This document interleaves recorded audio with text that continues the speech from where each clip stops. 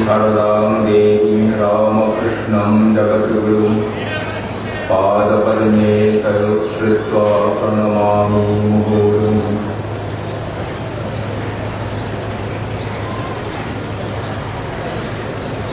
परम पूजनीय vice president महाराज, पूजनीय सभापति महाराज एवं अन्यान्य समस्त पूजनीय महाराजদের শ্রীচরণে আমার ভক্তিপূর্ণ প্রণাম নিবেদন করি। আমার কনিষ্ঠ সন্ন্যাসী ব্রহ্মচারী মহারাজদের উদ্দেশ্যে আমার আন্তরিক শ্রদ্ধা নমস্কার নিবেদন করি। সমস্ত ভক্তবৃন্দের উদ্দেশ্যে আমার শ্রদ্ধা প্রীতি নমস্কার। আমরা যে গানটি এখনই শুনলাম তার শেষ দুটি চরণ এরকম: দূর করো প্রভু মায়া আবরণ, স্বরূপ তোমার হোক প্রকটন, যে রাম যে কৃষ্ণ সেই রামকৃষ্ণ, নব অবতার লীলা। এর একদম শেষ পংক্তিতে যে কথাটি আছে, যে রাম যে কৃষ্ণ সেই রামকৃষ্ণ, এটি উদ্ধৃতি চিহ্নের মধ্যে দেওয়া আছে। এটি শ্রী ঠাকুরের নিজের মুখের কথা। শ্রীরামকৃষ্ণ জীবনীকার শ্রী রামকৃষ্ণ লীলা প্রসঙ্গের লেখক স্বামী শারদানন্দজি মহারাজ লীলা প্রসঙ্গে এরকম লিখেছেন যে ঠাকুরের কাছে তারা একাধিকবার এই কথাটি শুনেছেন। লীলা প্রসঙ্গে যেমনটি আছে তেমনটি পড়ি: বিশ্বাস কর পাকা করে ধর, যে রাম যে কৃষ্ণ হয়েছিল সেই ইদানিং এই কোলটার ভিতর, তবে এবার গুপ্ত ভাবে আসা। যেমন রাজার ছদ্মবেশে নিজ রাজ্য পরিদর্শন, যেমনি জানাজানি কানাকানি হয় অমনি সে সেখান থেকে সরে পড়ে, সেই রকম। গীতাতে ভগবান বলছেন, নাহং প্রকাশ সর্বস্য যোগ মায়া সমাবৃতঃ মূঢ়য়ং নাভিজানাতি লোকো মাম অজমব্যয়ম। মোহগ্রস্ত হয়ে মানুষ, এই ভগবান যখন মানুষ রূপ ধরে আসেন তাকে চিনতে পারে না, কিন্তু কখনো কখনো তিনি এই মায়া আবরণটি সরিয়ে দেন এবং তখন ভক্ত চকিতের জন্য তার স্বরূপটি দেখতে পায়। আমরা এখানে প্রথমে দেখে নেব শ্রীরামকৃষ্ণ যে বলছেন, যে রাম যে কৃষ্ণ হয়েছিল সেই ইদানিং এই কোলটার ভিতর, এই কথাটি তিনি কিভাবে তার ভক্তদের কাছে নিজেকে প্রকট করেছেন তারই কতগুলি ঘটনা আমরা প্রথমে দেখে নেব। ক্ষুদিরাম চট্টোপাধ্যায়, কামারপুকুরের বাড়ি, ধর্মনিষ্ঠ সত্যনিষ্ঠ ব্রাহ্মণ, স্বপ্নাদেশ পেয়ে রঘুবী শিলাকে ধানের ক্ষেত থেকে উদ্ধার করে নিয়ে গেছেন বাড়িতে। পরম যত্ন সহকারে তার পূজা উপাসনাদি করেন। একদিন রঘুবীরকে সাজানোর জন্য সুন্দর একটি ফুলের মালা কেটেছেন। মালা নিবেদন করার আগে যখন তিনি চোখ বুজে রঘুবীরের ধ্যান করছেন, তখন বালক গদাধরের ভেতরে কি একটা দিব্য আবেশ হলো।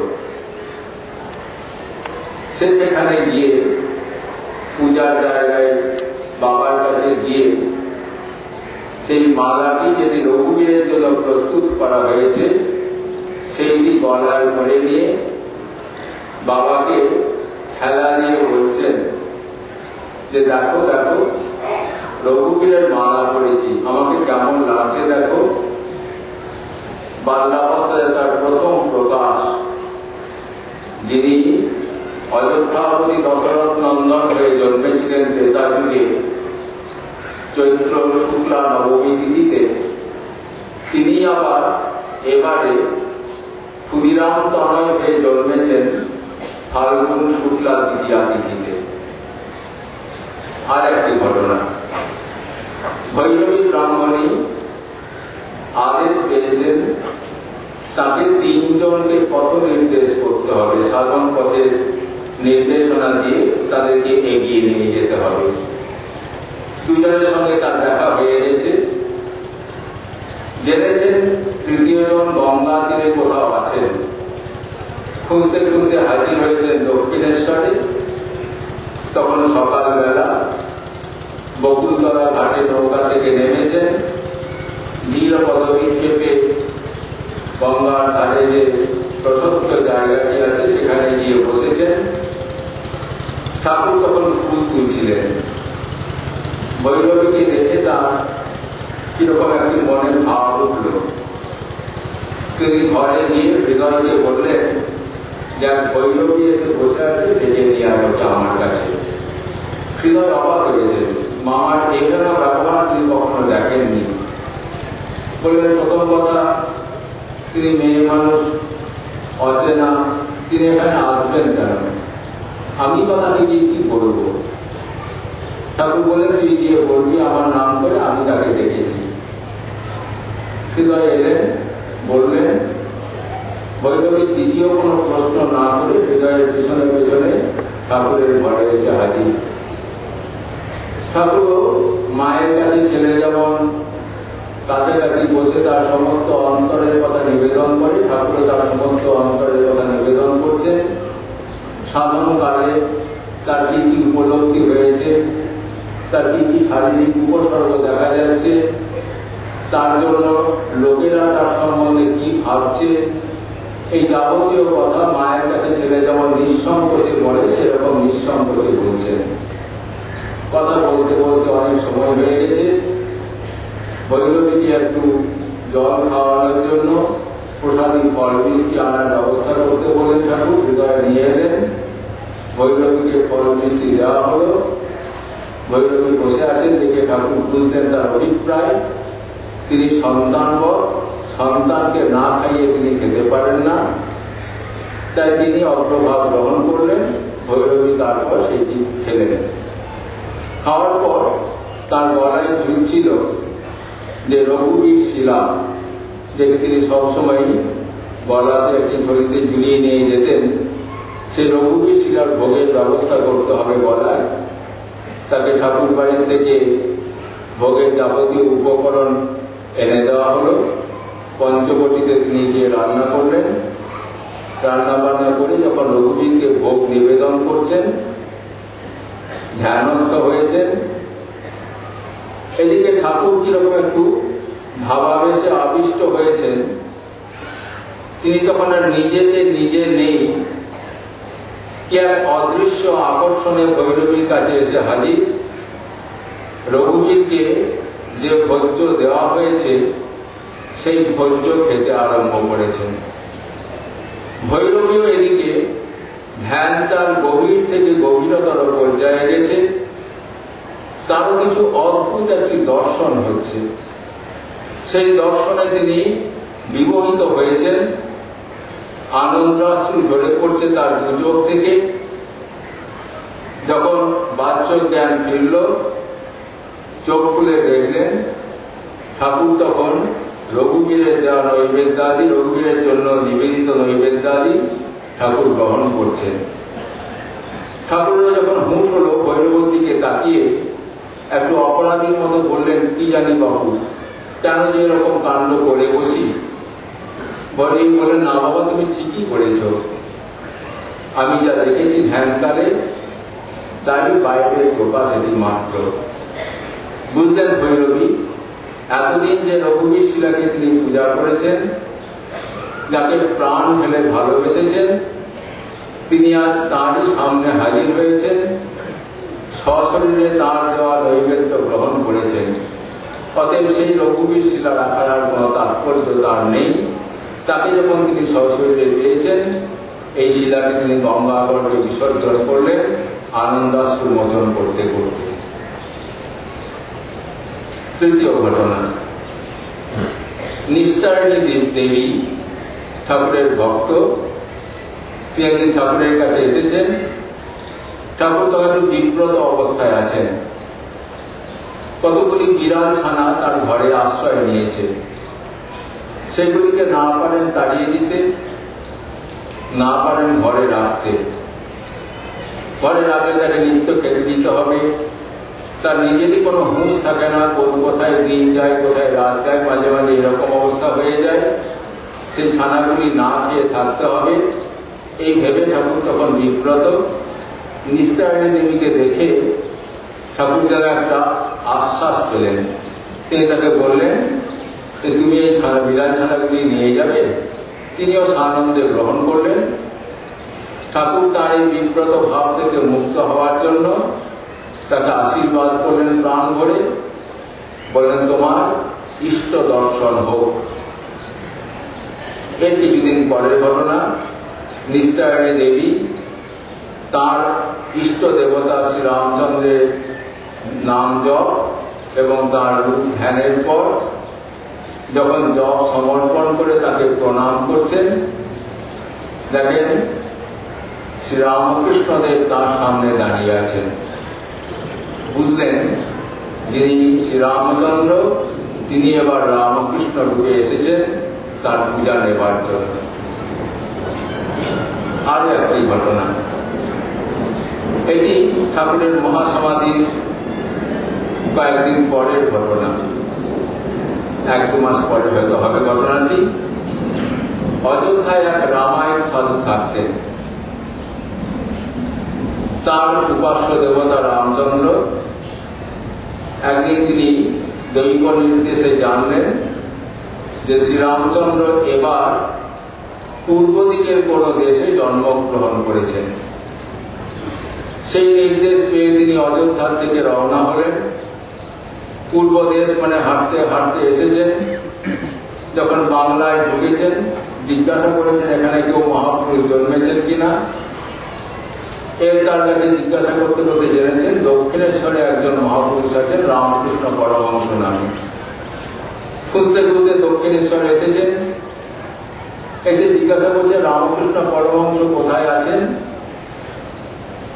মন্দিরের কর্মচারীরা জানিয়েছেন যে তার মহাসমাধি হয়েছে, বেশ কয়েকদিন হয়ে গেল, তার দর্শন পাওয়া সম্ভব নয়।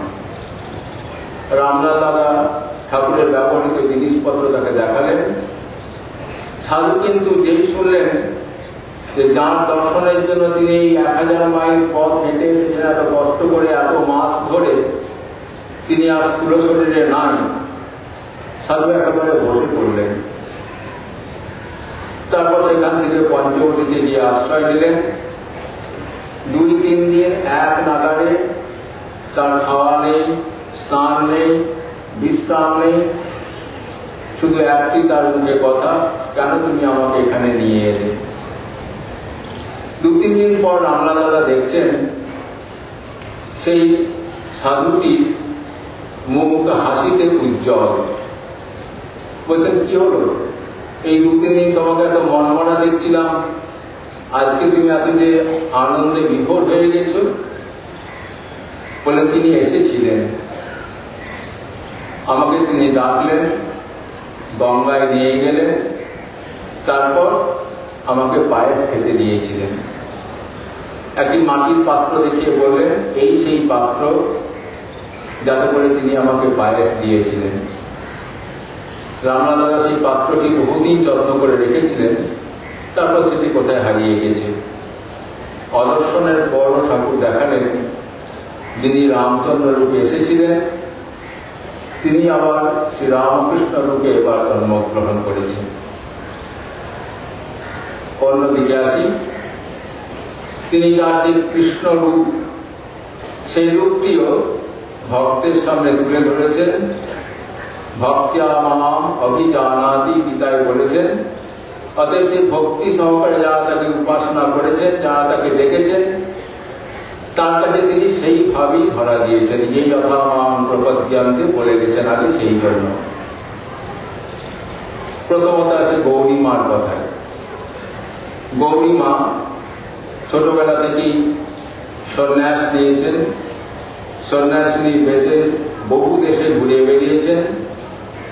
গলাতে তার বাঁধা দামোদর শিলা, ভৈরবী ব্রাহ্মণী যেমন থাকতো রঘুবীর শিলা, এর থাকতো দামোদর শিলা। দামোদর শ্রীকৃষ্ণের অপর নাম। সেই দামোদর শিলাকে নিয়ে তিনি কত দেশে দেশান্তরে ঘুরেছেন। বলরামবাবুর সঙ্গে তার পরিচয় হয়েছে বৃন্দাবনে। সেখানে বলরামবাবু তাকে বলেছেন যে দিদি, আপনি তো অনেক সাধু দর্শন করেছেন, একবার কলকাতায় আসুন, দক্ষিণেশ্বরে এক সাধু আছেন, তাকে দেখবেন। গৌরীমা কোনো উত্তর দেননি, কোনো প্রয়োজনও বোধ করেননি। তারপর যখন তিনি পুরীতে গেছেন, সেখানে এক ভদ্রলোক, নাম সম্ভবত শ্রী হরেকৃষ্ণ মুখোপাধ্যায়, তিনিও গৌরীমাকে বললেন যে মা, দক্ষিণেশ্বরে এক সাধুকে দেখে এলাম, সেটি অপরূপ, তার কথা কি বলবো, একবার তুমি তাকে দেখো। গৌরীমা শুধু শুনলেন, কোনো প্রেরণা বোধ করলেন না দক্ষিণেশ্বরে যাওয়া। তারপরে যখন তিনি কলকাতায় এসেছেন, বলরামবাবুর বাড়িতে বাস করছেন, বলরামবাবু আবার সুযোগ পেয়ে তাকে বলেছেন দক্ষিণেশ্বরে যাওয়ার জন্য। সেখানে এক সাধু আছে, তাকে দর্শন করলে গৌরীমা নিশ্চয়ই খুব খুশি হবে। কারণ বলরামবাবু নিজে খুশি হয়েছে। গৌরীমা বললেন যে অনেক সাধু দেখেছি দাদা, আর সাধু দেখার স্বাদ আমার নাই। যদি আপনার সাধুর এতই ক্ষমতা থাকে, তাহলে আমাকে তিনি টেনে নিয়ে যান তার কাছে, আমি অবশ্যই তার কাছে যাব। এটি তার মুখের কথা নয়, অন্তরের কথা। এটি বোঝা গেল কয়েকদিনের মধ্যেই। একদিন তার দামোদর শিলাকে স্নান করিয়েছেন। অভিষেকের পর যখন তার নির্ধারিত সিংহাসনে বসাতে যাবেন, সেখানে গৌরীমা দেখছেন দুটি জীবন্ত জ্যোতির্ময় চরণ চিহ্ন। অবাক হয়েছেন, চোখ মুছে ভালো করে দেখেছেন তাই। দামোদর শিলাকে সিংহাসনে রেখে যখন তাকে তুলসী পাতা নিবেদন করছেন, তুলসী পাতাটি যখন দামোদরের উপর চাপালেন, সেটি গিয়ে পড়ল সেই জীবন্ত, সেই জ্যোতির্ময় চরণের উপর। গৌরীমা ভাবে বিফল হয়ে গেলেন, সংজ্ঞা হারিয়ে ফেললেন। অনেকক্ষণ পুজো করছেন, বেরিয়ে আসছেন না দেখে বলরামবাবুর স্ত্রী ঘরের ভিতর উঁকি মেরে দেখেন গৌরীমা অজ্ঞান হয়ে পড়ে আছেন। কতক্ষণ পরে তার জ্ঞান ফিরল বটে, কিন্তু তিনি সত্যি করেই অবাক হয়ে গেলেন। আর তার অন্তর থেকে কোনো বাক বেরোচ্ছে না, বাকরুদ্ধ অবস্থায় তার বৃদ্ধি বাড়ল। পরের দিন ভোরবেলাতে, কথা তিনি কারোর সঙ্গে বলছেন না, কিসের প্রেরণায় জানা যায় না, ঘরের দরজা খুলে বেরিয়ে আসছেন। দারোয়ান জিজ্ঞাসা করছেন কোথায় যাবেন। গৌরীমার মুখে কোনো উত্তর নাই, কিরকম বিহ্বল চাওনি তার দিদি চোখে। বলরামবাবু নেমে এলেন, জিজ্ঞাসা করলেন দিদি, তুমি দক্ষিণেশ্বরে যাবে? গৌরীমা তখনও কিছু বলছেন না। বলরামবাবু গাড়ি দেখে তাকে এবং তার স্ত্রীকে নিয়ে দক্ষিণেশ্বরে গেলেন। গিয়ে দেখছেন যে যন্ত্রণাটির অনুভব করছিলেন গৌরীমা এতক্ষণ ধরে, সেই যন্ত্রণার জন্যই বস্তু তার বাক রোগ হয়েছিল। যেন মনে হচ্ছিল যে তার হৃদয়টাকে সুতো দিয়ে বেঁধে ক্রমাগত টানছে, এবং সেই টানকে তিনি কিছুতেই অগ্রাহ্য করতে পারছেন না। দক্ষিণেশ্বরে গিয়ে দেখেন কি আশ্চর্য কাণ্ড। যে সাধু পরে ঢুকছেন, সেই সাধু তখন একটি লাটায় সুতো গোটাচ্ছেন। যেই তারা ঘরে ঢুকলেন, সুতো গোটানো কাজ শেষ হয়ে গেল, এবং তিনি তখন একটি গান গাইছেন, সেরূপ লুকারি কোথা করাল বদনী, যশোদা নাচালো তোমায় বলে নীলমণি ইত্যাদি। গৌরীমা প্রণাম করতে গেলেন, দেখলেন সেই দুটি চরণ, যে দুটি চরণ তিনি আগে দেখেছেন সিংহাসনের উপর, সেই দুটি চরণ, যে দুটি চরণে তার তুলসী গিয়ে পড়েছে। অবাক বিস্ময়ে তাকিয়ে বললেন, এত কাছে ছিলেন, তবু কেন এতদিন ধরা দেননি? ঠাকুর বললেন, তাহলে এত সাধন ভজন কি করে হতো? সাক্ষাৎ কৃষ্ণ, যিনি দামোদর শিলারূপে গৌরীমার পূজা নিয়েছেন, এখন শ্রীরামকৃষ্ণ রূপে তার সামনে তার প্রণাম গ্রহণ করছেন। অতুল ঘোষ, গিরিশচন্দ্রের ছোট ভাই, তার ভালো নারী জ্ঞান ছিল, নারী দেখতে পারতেন, ঠাকুরটাই তাকে খুব ভালোবাসতেন। এক রাত্রে ঠাকুরের শরীরের অবস্থা তো ভালো নয়, তাই অতুলকে খবর দিয়েছেন তিনি যেন রাত্রে তার ঘরে থাকেন। অতুল ঘোষ সন্ধ্যাবেলায় বাড়ি ফিরে গিয়ে সেখান থেকে খেয়ে দিয়ে রাত্রিবেলায় আসছেন। সেটি মাঘ মাস, সেদিন শীতও পড়েছিল ভয়ঙ্কর, তাই একজোড়া শাল গায়ে দিয়ে তিনি বাড়ি থেকে বেরিয়ে এসছেন। আসছেন যখন, তখন তার মনে সামান্য একটু অহংকার হয়েছে যে ঠাকুরের কাছে তো কেউ গৃহী ভক্তেরা থাকতে পায় না, শুধু যুবক ভক্তেরা যারা সেবা করে তারাই তার কাছে থাকে, রাত্রে কারো থাকার অনুমতি নেই গৃহে। আমার কি সৌভাগ্য, আমি আজ রাত্রে ঠাকুরের কাছে কাটাবো, এরকম ভাগ্য আর বদলের হয়। এই ভাবতে ভাবতে যখন কাশীপুর বাগানবাটির সদর দরজায় পৌঁছেছেন, তখন দেখছেন গেটে তালা দেওয়া হয়ে গেছে। শীতের রাত হলে সবাই বাড়ির ভেতরে যে যেখানে আছেন, তিনি গেটে কয়েকবার ধাক্কা দিলেন, আওয়াজ করলেন, কোনো সারা শব্দ নেই। ভাবছেন সারা রাত বোধহয় এখানেই দাঁড়িয়ে থাকতে হবে। আর মনে মনে ভাবছেন যে তিনি তো দর্প বিনাশন, আমার এই ভেতরে একটু দর্প ভাব এসেছিল, একটু গর্বের ভাব এসেছিল, যে অহংকারটুকু এসেছিল সেইটুকু তিনি নাশ করছেন। কিন্তু এই শীতের রাতে রাস্তায় এভাবে দাঁড় করিয়ে তিনি এরকম তাকে শাস্তি দেবেন মনে মনে ভাবছেন। ঠিক এমন সময়ে তার এই যন্ত্রণাটিকে বাড়ানোর জন্য বোধহয় একটি কুকুর কোথা থেকে এসে গেটের ফাঁক দিয়ে বাড়ির ভিতরে ঢুকে গেল। নিজেকে ধিক্কার দিয়ে বলছেন, একটা কুকুরেরও যেখানে ঢোকার অনুমতি আছে, আমার সেখানে ঢোকার অনুমতি নেই।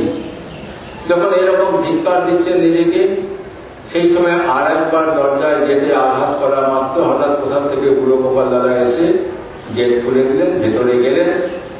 ঠাকুরের ঘরে যখন গেলেন তখন দেখলেন লাটু একদিকে ঘুমাচ্ছেন, শশী ঠাকুরের গায়ে পাচ্ছে মাছি মশা বসে, তাই একটা পাখা নিয়ে আস্তে আস্তে হাওয়া করছেন মাঝে মাঝে প্রয়োজন মতো। ঠাকুর একটি বালাপোষ গায়ে দিয়ে শুয়ে আছেন। শশী একে দেখেই, অতুলকে দেখেই তার হাতে পাখাটি দিয়ে নিচে চলে গেলেন। অতুল পাখা নিয়ে শশী যা করছিলেন তাই করতে থাকলেন। এমন সময় দেখেন বালাপোষের ভেতরে ঠাকুরের যে সাহিত্য শরীর, সেইটি আস্তে আস্তে জ্যোতির্ময় হচ্ছে। সমস্ত জ্যোতিতে ঘরটি ভরে গেল। ভেতরে একটু গরম বোধ হওয়ার, তিনি ভাবলেন শাল দুটো গায়ে চাপিয়েছে বলে এত গরম লাগছে, শাল দুটো খুলে রাখি বলে একটু সেখান থেকে সরে একটু কোণের দিকে এসেছেন শাল দুটো খুলে রাখার জন্য। তারপর যখন ফিরে এসেছেন, ঠাকুরের দিকে তাকিয়ে বিস্মিত হয়েছেন। দেখছেন সেখানে ঠাকুরের জায়গায় বাম অঙ্গে রাধা, দক্ষিণ অঙ্গে কৃষ্ণ। বারবার দেখছেন, ভাবছেন চোখের ভুল, আবারও দেখছেন, একই জিনিস দেখছেন। এমন সময় শরৎ মহারাজ ঘরে ঢুকলেন। ঠাকুরের যেন তখন একটু ঘুম ভাঙলো, আবার স্বাভাবিক অবস্থা ফিরে এলো। ঠাকুর অতুলের দিকে তাকিয়ে বলেন, কখন এলে, কতক্ষণ আগে এসেছো? অতুল বুঝলেন যাকে তিনি এতক্ষণ বাতাস করছিলেন তিনি আর কেউ নন, বৃন্দাবন চন্দ্রই সশক্তি। আর তৃতীয় ঘটনা গোপালের মা বৃদ্ধা অঘোরমণি দেবী সারা জীবন গোপালকে ডেকেছেন, তার ইষ্ট দেবতা গোপাল, তার নাম জপেছেন, তার রূপ ধ্যান করেছেন, তার সেবা করেছেন। এই করতে করতে গোপালকে নিয়ে তিনি যেন প্রায় বেঁধে উঠেছেন। এমন সময় একদিন শুনেছেন দক্ষিণেশ্বরে এক সাধু আছেন, তাকে দেখতে এসেছেন। কামারহাটি থেকে খুব দূরে নয় দক্ষিণেশ্বর, সেখানে এসেছেন। তাকে দেখা মধ্যেই শ্রীরামকৃষ্ণ বলে উঠলেন, কই আমার জন্য কি খাবার এনেছো, দাও। গোপালের মা সামান্য একটু মিষ্টি নিয়ে গিয়েছিলেন, তার বার করতে সংকোচ ছিল। ঠাকুর এমন চাইছেন, না দিয়ে পারলেন না। ঠাকুরও যেন কতকাল কিছু খাননি সেইভাবে সেটি খেয়ে নিলেন। আবারও পরের দিন গেছেন, যাওয়া মাত্র ঠাকুর বলছেন, কই কি এনেছো দাও। তিনি যা যেটুকু পেরেছেন মিষ্টি কিনে এনেছিলেন, দিলেন। ঠাকুর বললেন, না তোমাকে কিনে আনতে হবে না, ওই নারকেল নাড়ু করে রাখবে, অথবা কিছু যা চটচড়ি রান্না করো তাই আমার জন্য নিয়ে এসো, আমার সেইগুলি খেতে বড় স্বাদ। গোপালের মা ভাবছেন, এই কেমন সাধু দেখতে এলাম, এই সাধুজি কেবল বলে খাই খাই করে, দূর এরকম সাধুর কাছে আর আসবো না ভাবলেন। কিন্তু যে মুহূর্তে ঠাকুরের ঘর থেকে বেরিয়ে যাচ্ছেন, সেই মুহূর্তে একটি টান অনুভব করছেন পেছন দিকে ফিরে যাওয়ার জন্য। কোন রকমে নিজেকে সংযত করে ফিরে আসেন কামারহাটিতে। এরকম তার দিন চলছে। ভোরবেলায় নিত্য অনেক ভোরে উঠতেন, রাত 3টের সময় উঠে একদিন ধ্যানে বসেছেন। নির্দিষ্ট সংখ্যক জপ করে যখন জপ সমর্পণ করবেন, এমন সময় দেখেন তার বাঁ দিকটিতে ঠাকুর স্বয়ং এসে বসে আছেন। বলছেন, এই কিরকম হলো, ইনি এখানে এখন কোথা থেকে এলেন, দরজা বন্ধ, কোথায় দক্ষিণেশ্বর, কোথায় কামারহাটি, কি করে উনি এলেন।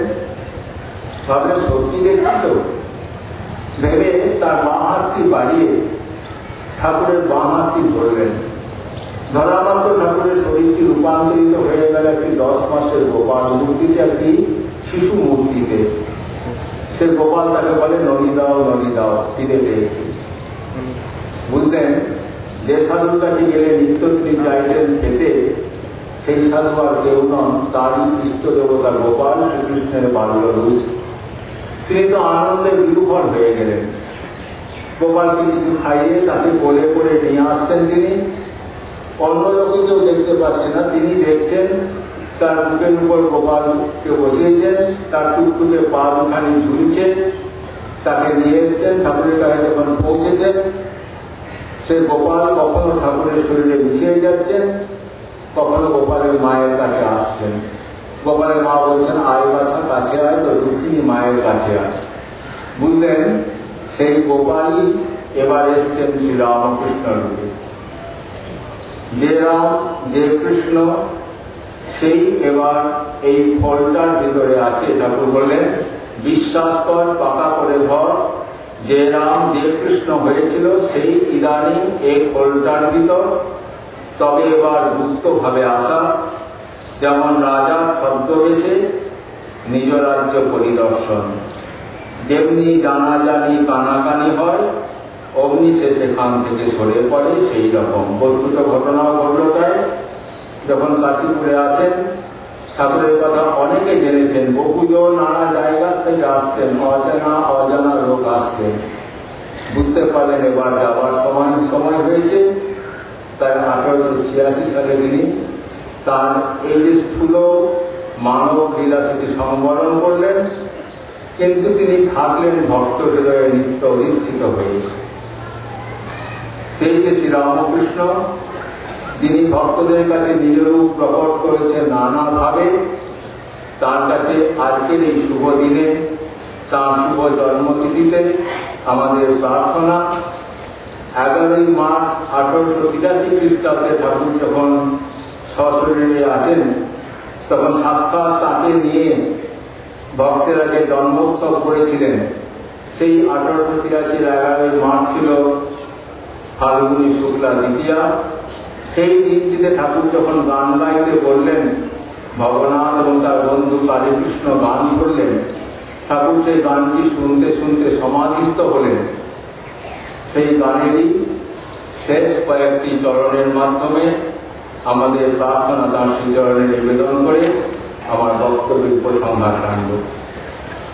নাহি চাহি প্রভু ধন জন মান, নাহি প্রভু অন্য কাম, প্রার্থনা করে তোমারে আকুল নরনারী। তব পদে প্রভু লইলু শরণ, কি ভয় বিপদে কি ভয় মরণ। অমৃতের খনি পাইনি যখন, জয় জয় তোমারি।